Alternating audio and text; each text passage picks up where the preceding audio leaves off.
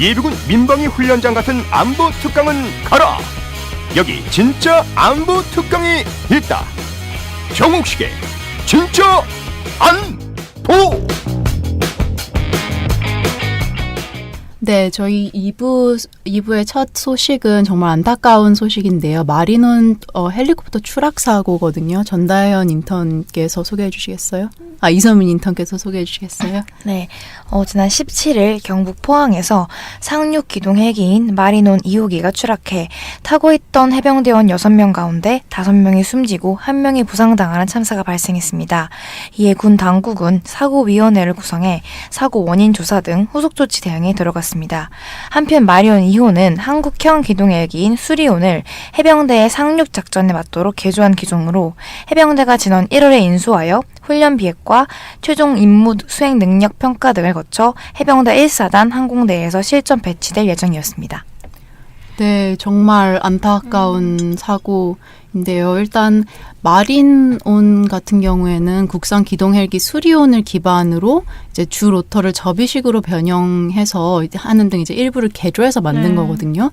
근데 수리온 같은 경우는 되게 문제도 많았었고 한국형 첫 군대 헬리콥터라고 하면서 이렇게 홍보가 잘 됐었지만 문제가 여러 가지 문제가 있었고 또 보니까 수리온에 그 원형 이렇게 설계 모델이 됐던 그 유로콥터의 쿠거와 슈퍼 퓨마 또한 노르웨이나 스코틀랜드에서 비슷한 사고가 있었다는 소식을 제가 봤어요. 근데 이러한 이렇게 위험하다는 걸 알고 있으면서도 왜 그 결함이 있는 걸 알면서도 계속 사용을 하게 됐는지 왜 더 주의를 하지 못했을지 약간 그런 안타까움이 났는데 그리고 올해 1월 달에 이제 그 한국우주항공이 이제 이 마리온의 좀 진동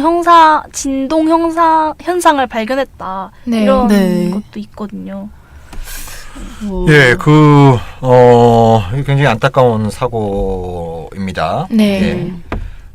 그렇지만 이게 좀 구조적인 문제는 없었는지 이것도 좀 우리가 좀 살펴봐야 될 것 같은데요. 일단 그 사고 당시를 촬영한 CCTV 그 화면을 보면은 마리온 2호기가 이륙한 지 한 3, 4초 만에 그 4개의 날개 중에 하나가 떨어져 나갑니다. 그리고 잠시 후에 3개의 날개를 갖고 있던 이제 전체 그 회전 날개가 다 동체에서 분리가 돼가지고 그 동체가 이제 추락하면서 또 큰 화재가 발생을 했죠. 전소되게 되는 이런 어떤 과정들이 있었죠. 예, 그러니까 이게 왜 그런 건가? 이게 선뜻 이해하기 힘듭니다. 굉장히 심한 악천후가 있었던 것도 아니고, 그죠? 예, 이거 폭염 때문에 문제가 된다는 얘기는 그 전에는 없었고, 오히려 이제 날씨가 굉장히 추울 경우에는 그러니까 결빙이 일어나면 이제 문제가 있을 수 있다라고 하는 건 감사원 그때 조사에서도 나타난 바가 있었는데, 그럼 왜 이 사고를 어떻게 이해를 할 수 있나 이 관련해서 우리가 좀 여러 가지 생각을 해볼 수 있을 텐데요. 이때 문제가 되는 게 이른바 떨림 현상, 진동 현상입니다. 여러분들이 헬리콥터는 안 타보신 적 있어요? 영화로 많이 봤습니다. 저는 헬리콥터를 한 2번 타본 적이 있었지만 굉장히 이게 진동이 심합니다. 진동이 심한데 진동이 심하다라고 하는 건 동체에도 영향을 주지만 이제 프로펠러에도 영향을 줄 수 있겠죠. 날개에도 그죠?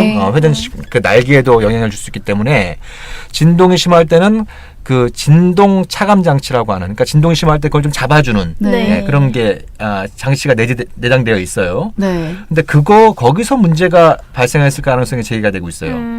이미 이제 그 작년 11월 달에도 마리온의 원형인 수리온 여기서 이제 그 자동 진동 저감 장치에서 문제가 발생해서 비상 착륙한 적이 있었어요. 근데 마린온은 수리온과 비교할 때 그 날개 경고함은 떨어지는 반면에 동체는 더 무거워요. 그 날개 경고함이 떨어지는 이유는 이거는 이제 그 함정의 이착륙이 가능하도록 접이식으로 만든 거예요. 생각해 보면은 이게 접이식으로 만들게 되면 그렇지 않을 경우에 비해서 더 이게 내구성이 떨어질 수 있는 거죠. 경고함이 떨어질 수 있는 거예요. 그리고 이거는 이제 좀 유사시에 장거리 침투용으로 사용할 목적으로 또 연료 탱크를 2개를 추가적으로 달았어요. 네. 예, 추가로 다는 등 여러 가지 또 일반적인 수리온에 비해서 더 무거워요. 네. 이것이 의미하는 바는 떨림 현상에 더 민감할 수 있다는 거예요. 더 취약할 수 있다는 거예요. 그죠? 네. 날개는 취약하고 동체는 더 무거우니까. 그죠? 예. 그런 어떤 문제들이 있었던 거고 더 충격적인 건 네. 이미 방금 전에 그 다현 씨도 얘기한 것처럼 이미 그 문제를 알고 있었다는 거예요. 네. 그러니까 이제 그 마리논 2호기의 떨림 현상, 진동 현상이 심하다 하는 것을 이미 알고 있었다는 거예요. 네. 그래서 이제 그 카이 기술진이 이 포항 해병대 이제 부대에 상주하면서 네. 계속 그걸 정비를 해왔다고 하지 않습니까? 네. 일본 같은 경우에도 시험 그 비행 직전에 정비까지 마친 상태에서 네. 이게 이루어진 거예요. 네. 자, 그러면 이게 오래 쓴 게 아니에요. 6개월 1월 달에 인도가 된 거예요. 네. 1월 달에 인도가 된 거예요. 새 제품인 거예요. 쉽게 네. 얘기하면. 네. 그러면 제품에 문제가 발생한 거잖아요. 네. 그렇죠. 네, 문제가 발생한 거예요. 네. 그럼 우리가 상식적으로 생각한다면 그 제조사가 그거를 회수해서 리콜하거나. 네. 그 결함을 고치던지 네. 아니면 구매자가 여기 이런 문제가 있으니까 네. 이걸 리콜해 달라. 네. 그래서 문제를 해결해 달라라고 네. 요구를 해야 되잖아요. 네. 그렇죠. 네. 근데 그런 과정이 없이 계속 비행 훈련을 했던 거예요. 시험 비행을 했던 거예요. 네. 네. 그럼 왜 그런 건가? 그럼 첫 시험 비행이 아니었던 건가요? 그럼 이번이? 뭐 지상에서의 엔진 그 테스트까지 포함하면 한 150시간 정도 네. 이제 그걸 뭐 비행 훈련을 했다라고 이렇게 그 얘기를 하고 있어요. 네. 그러니까 그럼 정상적으로 한다면 그러니까 이걸 제조한 그 카이에는 거대한 그 시설들이 있기 때문에 내부적으로 굳이 비행 훈련을 하지 않더라도 네. 여러 가지 장치를 통해서 이 진동 현상, 떨림 현상이 어느 정도이고, 그죠? 어느 정도이고, 이걸 어떻게 혹시 뭐 설계의 문제인 건지 부품의 네. 문제인 건지 뭐 이런 것들에 대한 어떤 파악할 수 있는 그렇죠. 이런 네. 것들이 당연히 갖춰져 있겠죠. 네. 그죠? 예. 그러면 이걸 카이가 다시 가져가서 결함이 정확히 무엇이고 이걸 그 문제를 어떻게 해결해야 될지 이걸 먼저 파악을 해야 되는데 계속 여기다 두고 시험 비용을 해왔다라는 거예요. 네, 시험 비용을 해왔다라는 거예요. 이해할 수가 없는 상식적으로는. 그러니까 우리가 예를 들면 뭐 차 같은 경우에도 그런 문제가 있으면 네. 더군다나 헬기는 사고가 이번에도 드러난 것처럼 사고가 발생하면 대형 참사로 이어질 수 있는 그렇죠. 거예요. 네, 그죠. 그렇죠? 핸드폰도 문제가 있으면 바로 바꾸는데. 네, 그러니까요. 왜 그런 건가? 저는 이게 이 진상 조사의 핵심이 되어야 된다고 생각해요. 그러니까 왜 카이와 해병대 지휘부가 네. 이미 결함을 알고도 네. 이 결함을 알고도 이거 왜 리콜 조치를 취하지 않고 왜 시험 비행을 강행했나? 그 이유가 뭐냐? 네. 근데 저도 약간 이해가 안 됐던 게 그 개발해서 시험 평가까지 너무 서두른다는 생각이 들었거든요. 물론 베이스 모델이 있긴 했지만 개량까지 해서 만들어내는데 6년 걸리고 이제 시험 평가 같은 것도 개발 시험 평가, 운영 시험 평가 보통 2, 3년 정도 걸린다고 하더라고요. 네, 맞아요. 근데 저희는 이제 총 4개월이 걸렸다고 지침도 꾸준히 시험 평가를 하며 보완을 하라. 이렇게 계속 이렇게 단축을 해서 하는 이유가 도대체 뭔지, 부족한 예산인지, 구조적 문제인지, 아니면 뭐 2, 3년 전에 논란됐던 방산 비리인지. 글쎄요, 뭐 그런 내용들은 정확히 조사를 해봐야 알 텐데, 네. 일단 이제 몇 가지 중요한 게 있어요. 첫 번째는 이 마린온 전력화가 해병대의 수건 사업이었다는 거예요. 네. 그러니까 1973년도에 해병대 그 항공대대가 해병대 사령부가 해체되면서 그 항공대대가 해군에 편입됐어요. 네. 그런 상황에서 이제 그 마린온을 전력화한다라고 하는 건 해병대가 45년 만에 네. 독자적인 항공 전력을 갖게 된다는 의미를 갖게 되는 거예요. 그래서 일종의 이게 이제 해병대 수건 사업이었다는 거예요.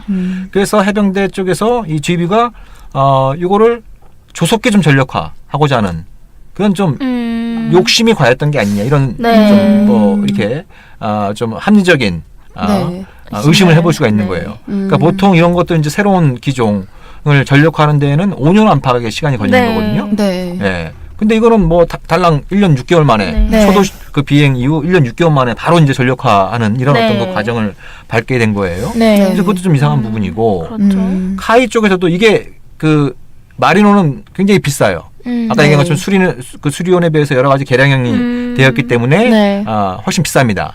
대당 가격이 300억 원이 넘어요. 근데 이걸 2023년까지 28대를 납품을 하기로 되어 있는데 그럴 경우에는 거의 1조 원에 가까운 무기 판매 가격만 해도 1조 원에 가까운 이제 수입을 올리게 되는데 아까 얘기한 것처럼 이게 결함이 있다고 해서 카이 쪽에서 그걸 갖다 회수해 가지고 자체적인 어떤 이제 그 분석 및 이제 개보수에 들어갈 경우엔 그러면 이제 그게 완료될 때까지는 추가적인 인도가 불가능해질 수 있어요. 문제가 심각하다면 사업 자체가 전면적으로 재검토가 될 수도 있어요. 그죠? 예. 그러니까 그렇게 되면 이제 이 카이 입장에선 막대한 이윤 손실이 발생할 수도 있으니까. 그러니까 혹시 이런 어떤 이제 이윤 논리가 이 안전과 이 생명 논리를 압도한 게 아닌가. 이런 또 이제 좀 의심이 드는 부분도 있는 거죠. 또 그 의심에서 좀 더 나아가 보면 어저께 마린원 추락 이후로 수리원이 정부에서 이제 비행 금지령을 내렸다가 하루 만인 오늘 금지령을 풀었잖아요. 풀었어요? 네. 풀었다고 하더라고요.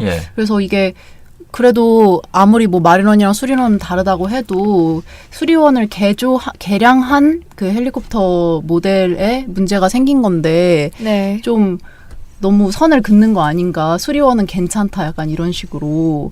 그러니까 청와대의 그 어제 18일 그 입장 표명도 굉장히 부적절한 거였어요. 그러니까 뭐 수리원은 세계 최고의 성능과 기능을 자랑하고 이 마린원 그 추락 때문에 수리원까지 도매급으로 좀 비난을 받는 결함이 있는 것처럼 얘기돼서는 안 된다.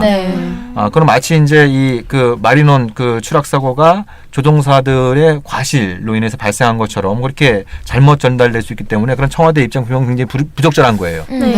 아니 기본적인 조사 결과도 나오지 않은 상태에서 이건 기체 결함 때문이 아니야. 이런 식의 어떤 입장 표명을 청와대가 하는 건 대단히 부적절한 거거든요. 잘못된 거거든요. 그러니까 지금 이제 정부에서는 이걸 뭐 필리핀이나 이런 쪽에 좀 판매하고 싶어 하는 거죠. 수리온을. 그래서 혹시 이게 이 판매 계획에 차질이 빚을 걸 좀 우려해서 그런 입장이 나오지 않았을까 이렇게 좀 추측을 해볼 수 있는데 이건 손바닥으로 하늘을 가리는 격이죠. 그거는 그거고, 그죠? 더군다나 조사 결과 문제가 있다고 한다면, 그죠?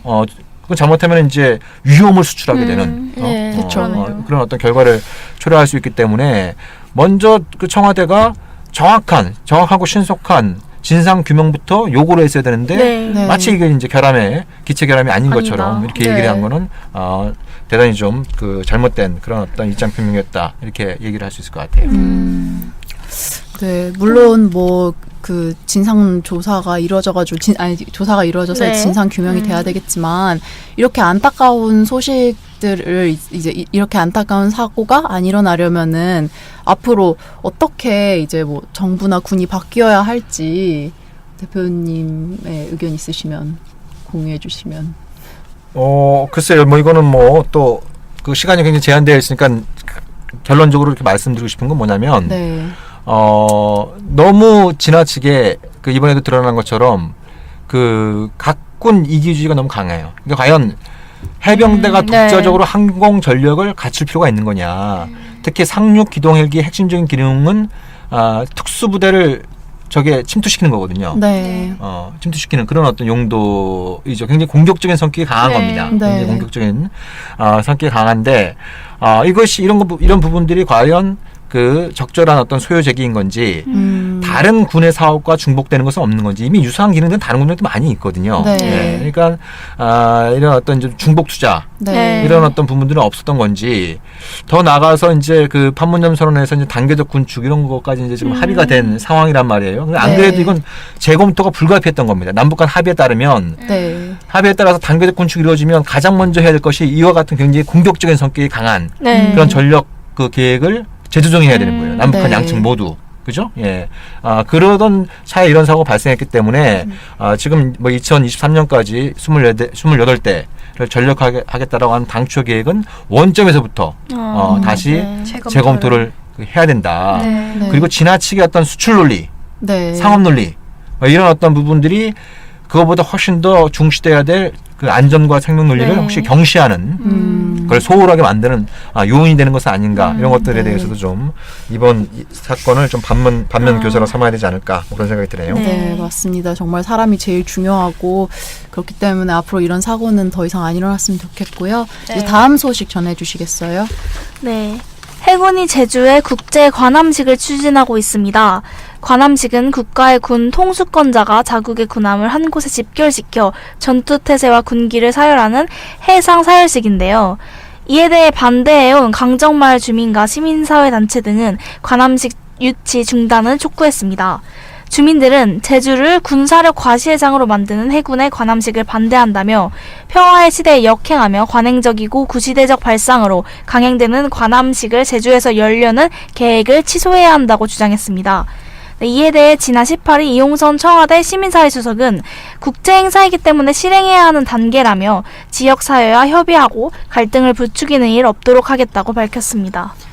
네, 제주 관함식에 관한 해군의 입장이 상당히 전 흥미롭다고 느껴졌는데 이제 3월 23일 강정마을회 국제 관함식에 대한 설명회를 개최하며 갈등 해소를 위한 차원에서 관함식을 개최할 것이다라고 했다는데 이제 강정마을이 해군 기지화 될 때 지역 주민들의 반대에 많이 부딪혔었고, 그쵸? 관함식을 한다는 것 자체는 이제 제주도의 해군 기지화와 해군력을 널리 알리려고 하는 건데, 이게 갈등 해소라니 새로운 해결법인 것 같다는 생각이 들었거든요. 창의적이네요. 네, 예. 일단 해군 측이 주민들한테는 이게 결정된 게 아니다. 네. 그 제재공개에서 하기로 한 거는 하나의 이제 옵션 중에 하나이고 결정된 것이 아니다라고 한쪽에서는 그렇게 얘기하고 다른 한쪽에서는 뭐 용역업체도 선정하고 구체적으로 이제 10월 달쯤에 이 행사를 제재공개에서 여는 것을 별도로 추진하고 있는 것이 발각되면서 주민들의 분노를 더 사고 있습니다. 예, 뭐 이것 관련해서도 좀 뭐 여러 가지 얘기들을 나눌 수 있겠지만 근본적으로 그런 겁니다. 그러니까 2005년도에 노무현 정부 때 제주도를 평화의 섬으로 지정을 했어요. 근데 그 직후에 이제 노무현 정부 말기에 이 강정마을을 제주해군기지 후보지로 결정을 하고 그 이후에 들어서 이제 이명박 박근혜 정부 때 특히 이명박 정부 때 이제 막가파식으로 이걸 갖다 공사를 강행하면서 굉장히 많은 그 문제와 특히 이제 주민들의 이 마음에 깊은 상처를 남겼는데 근데 지금 문재인 정부 들어서도 그런 어떤 이제 그 관행들이 여전히 엿보이고 있다라고 하는 것이 굉장히 좀 안타깝게 느껴져요. 사실 그때 그 문재인 대통령 이 2006년도에 날치기로 굉장히 어이없는 방식으로 강정마을을 제재군기지 후보지로 결정할 때 대통령 비서실장이었습니다. 대통령 비서실장이었기 때문에 대통령 본인은 잘 몰랐다고 하더라도 비서실장으로서 그리고 그 이전에 이 제재군기지를 둘러싸고 제주 화순 위미 이런 쪽에서 아주 극심한 갈등들이 있었거든요. 그렇기 때문에 그런 내용을 전혀 모르지는 않을 텐데 그런 상황에서 여전히 주민들의 어떤 뜻과는 좀 어긋나게 이런 어떤 모습들이 해군과 일부 군 당국에서 나타나고 있고 이 청와대에서 제대로 조정하지 못하고 있는 것은 좀 매우 안타까운 현실인 것 같아요. 2005년 말씀하시니까는 저희 지난번에 전해드린 평택 기지 이전 소식이 생각이 나는데 거의 비슷한 때 아닌가요? 저희가 평택 기지 이전 이렇게 소식을 전해드리면서 그때 미군의 전략적 유용성에 대해서 이제 얘기를 나눠봤었잖아요. 혹시 제주도의 해군 기지화도 그런 미군의 전략적 유용성이랑 연결되지 않을까? 왜냐면 시기가 너무 비슷하다 보니까 그런 궁금증이 들었거든요. 거기까지 들어가면 이제 얘기가 너무 깊이 들어가는데. 그런가요? 일단 한미 상호 방위 조약 그리고 이제 소파 규정에 따라서 미국이 이걸 쓰고 싶으면 쓸 수 있는 거예요. 예. 법상으로는 입항료도 안 내도 됩니다. 그거는 뭐 이제 그 소파에 그런 규정이 명확하게 나와 있고 그리고 미군 특히 이제 이 태평양 사령부나 미 그 7함대 쪽에서는 요 기지를 어떻게 효과적으로 이용할 것이냐 이거에 대해서 여러 차례 내부적인 검토가 있었고 그것이 이제 보고서로 나오기도 했었죠. 그때 그 작전 담당했던 그 참모가 논문을 관련해서 논문도 발표한 적이 있었고 그런 거예요. 그 강정마을 주민들도 제주 시민사회단체들이 이제 이걸 반대하고 있으니까 네. 처음에는 큰 함정을 보내지 말고 항공모함 이런 거 보내지 말고 네. 작은 거부터 예? 이렇게 보내다가 네. 보내면서 이제 주민들 대상으로 해서 여러 가지 뭐 친목 행사도 열고 뭐 거기에 있는 아이들 대상으로 해서 영어도 좀 가르치고 네. 이런 이제 관함식 있으면 네. 이럴 때 이제 좀 참가해가지고 주민들과 어떤 유대 관계도 만들고 그래서 이제 주민들의 반감을 점차 누구로 틀은 다음에 네. 중요한 타이밍에 미국이 필요로 네. 하는 그 중요한 타이밍에 이 해군기지를 기항지로 쓸 수 있는 이렇게 이제 추진해야 된다. 이런 게 뭐 무슨 뭐 반미단체에서 주장한 것이 아니고 이 작전 담당한 그 작전 참모의 보고서에서 나왔던 얘기들이거든요. 네. 그런 것들이 있기 때문에 주민들이 그 우려했던 바, 네. 그러니까 해군기지와 평화의 섬이라고 하는 제주도가 양립 가능한 거냐? 도대체 네. 대한민국 정부가 얘기하는 평화란 건 뭐냐? 힘에 의한 평화를 얘기하는 거냐? 네. 네. 그렇다고 한다면 예를 들면 북한이 핵에 의한 평화하고 얘기하는 게 도대체 뭐가 다른 거냐? 이런 어떤 이제 의구심부터 시작해서 네. 그리고 이게 대한민국 해군기지라고 얘기를 하지만 미군이 겸용할, 네. 이제 미 해군도 겸용할 이런 어떤 가능성에 대해서 지속적으로 문제 제기를 했는데 다 무시당했거든요. 네. 네. 미군 함정은 올 이유가 없다.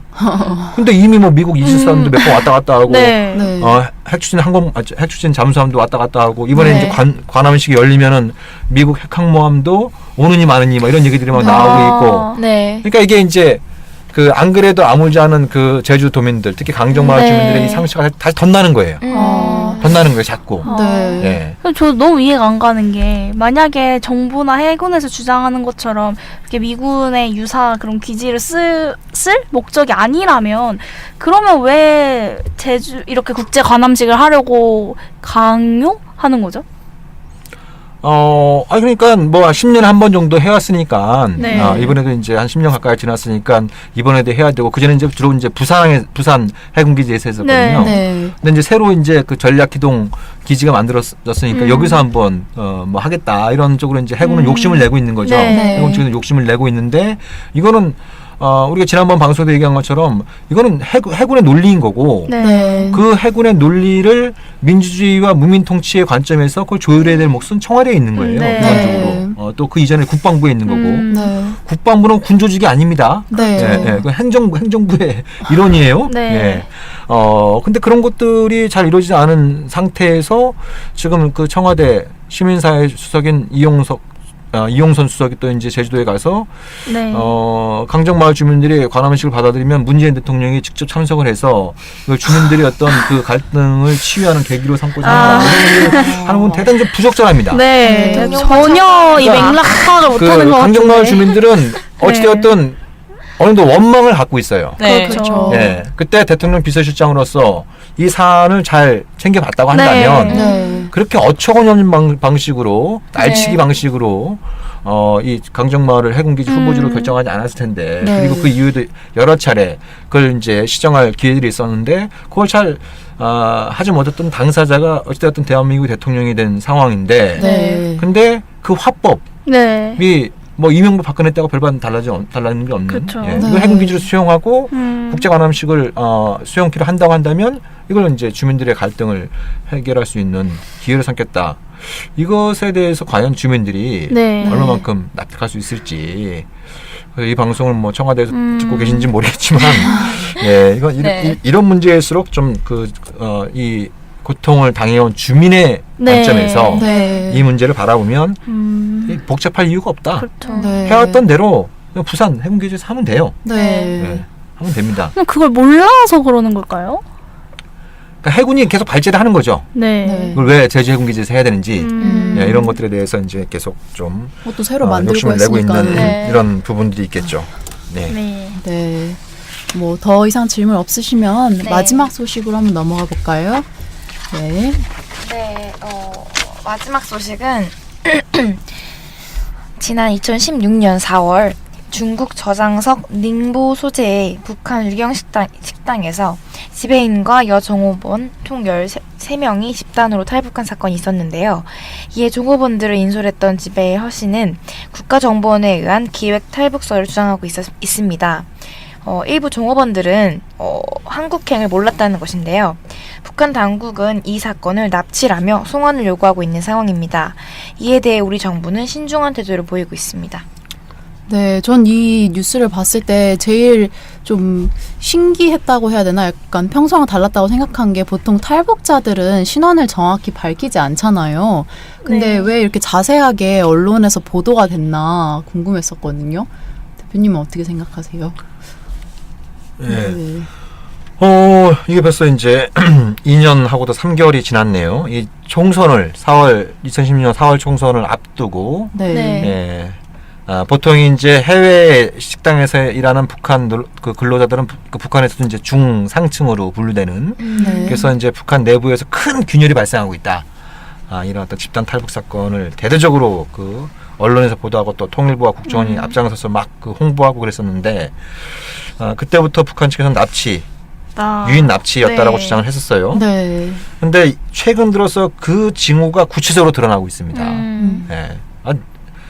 이미 당시에 이런 어떤 이제 이 탈북 문제 전문가들의 일부 이제 사람들은 이건 상식적으로 말이 안 되는 거다. 이건 뭔가 국정원을 비롯한 정보기관이 개입하지 않고선 이런 식으로 어떤 집단 탈북이 이루어지지 네. 않는다라고 이렇게 그때 주장을 했었는데 그런 것들이 좀 확인되고 있어요. 얼마 전에 북한 유엔 인권보고관 그 칸탄한가요? 네. 와서 이 여 정원들 일부를 면담한 결과 자기가 무관하게 네, 속아서 네. 속아서 온 거다. 네. 네. 그리고 그래서 인권과 민주주의를 중시하는 한국 정부라고 한다면 마땅히 이 문제를 진상조사하고 네. 네. 고향으로 돌아가길 원하는 종업원들을 마땅히 돌려보내야 된다. 네. 이런 어떤 취지의 네. 얘기를 했어요. 네. 예. 북한 인권보고관, 유엔의 북한 인권보고관이 이런 얘기를 했고 네. 네. 그리고 이 지배인 허강일 씨도 구체적으로 좀 언론에 나와서 이제 진술을 하고 있고 네. 또 최근에는 이제 그 군의 정보기관이 여기에 또 이제 초기에 개입했다 이런 얘기들까지 막 이렇게 나오고 있는 네. 상황이에요. 네. 예. 근데 지금 문재인 정부는 신중한 태도가 아니고 굉장히 실망스러운 태도를 보이고 있습니다. 여전히 자유의사에 따라서 대한민국에 온 것이다. 네. 네. 이렇게 통일부는 얘기를 했고 이 사건의 핵심 기관이라고 할 수 있는 국정원은 아예 입을 다물고 있고 네. 특히 이 지금 여 종업원들한테는 여권도 발급을 제대로 안 해주고 있는 상황이죠. 예. 근데 이게 문재인 정부 때 있었던 일이 아닌데 굳이 그런 태도를 보여야 할 이유가 있을까요? 그게 정말 어떻게 보면 이제 진상조사의 대상인 거죠. 그러니까 어찌되었든 이 사건에 연루된 네. 국정원이나 그 국방정보원, 네. 예, 이 군 정보기관의 이 책임자들이 있을 거 아니에요. 네. 네. 관련자들이 있을 거 아니에요. 그렇죠. 이미 옷 벗은 사람도 있겠지만 남아있는 사람들도 있을 수 있어요. 네. 그렇죠? 남아있는 사람도 있고 통일부도 마찬가지입니다. 당시 이걸 갖다가 발표를 주도했던 사람들이 여전히 남아있을 수도 있는 거예요. 네. 예, 이런 어떤 사람들의 이제 문제도 있는 것이고 그리고 이게 사실상 유인 납치한 거라고 한다면 국제 범죄에 해당되는 그쵸. 거예요. 네. 인도주의에 반하는 네. 범죄에 해당되는 거예요. 네. 예, 아주 심각한 문제가 될 수 있어요. 국제적으로도.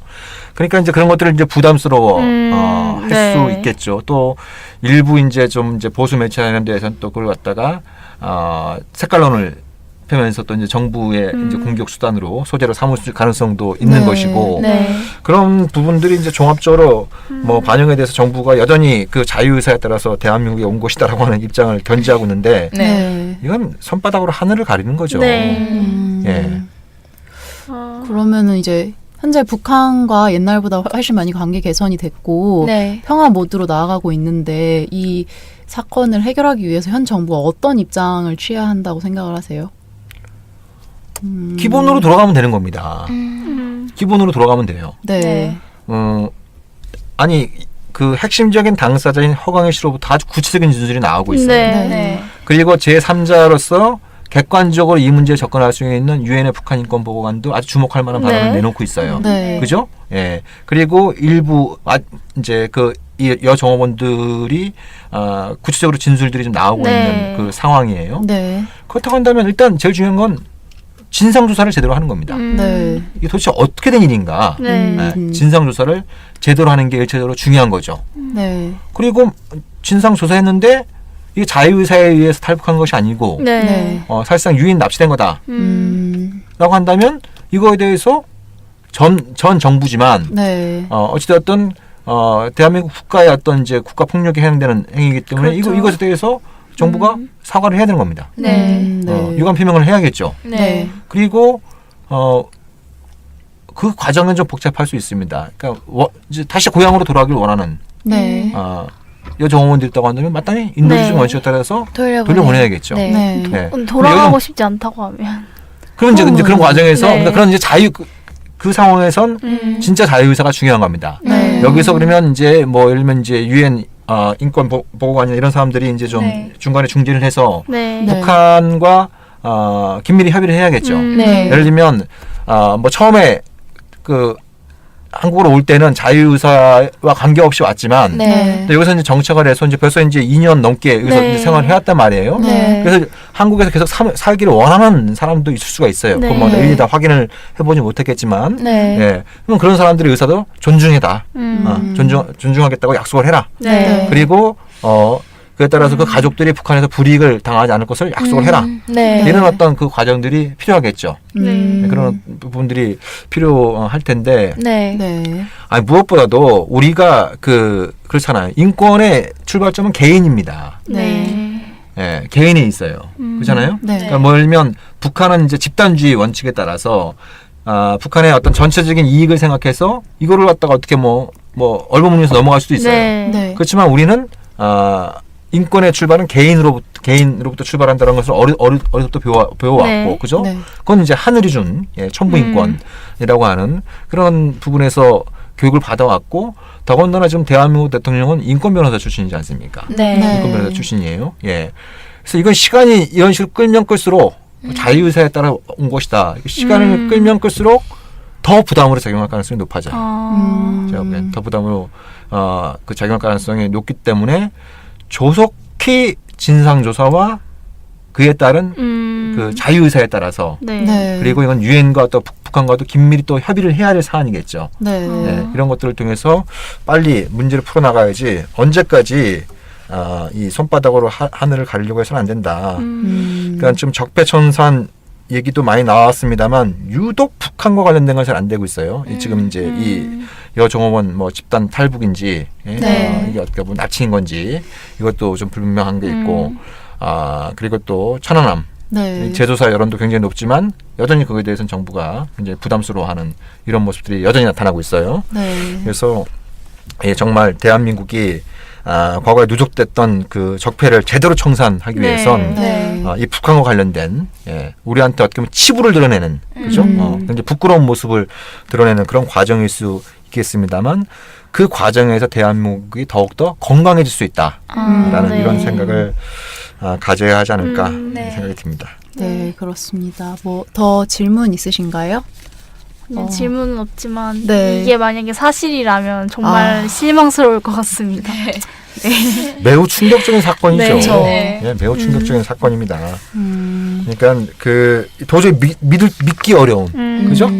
믿기 어려운 총선이라고 하는 정치적인 목적과 또 북한이 이제 곧 무너질 것 같은 어떤 이제 그런 환상을 국민들한테 심어주기 위해서 이런 사건을 조작했다라고 하는 이 박근혜 정부의 이 만행. 이거 뭐 참. 정말 영화 소재나 될 법한 그런 이야기였던 것 같은데요. 2부에서는 이제 마리론 헬리콥터 추락과 해군 관함식 그리고 유경식당 여종업원 새 소식 전해드렸는데요.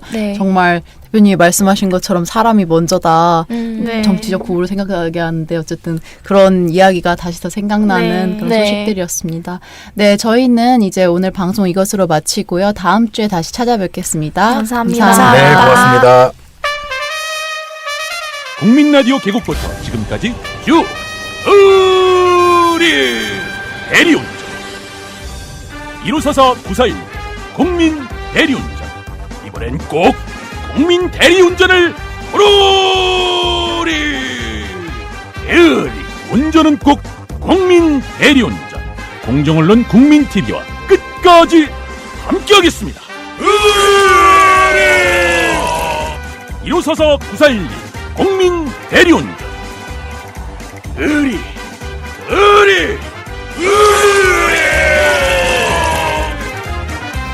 1544-9416 국민 대리운전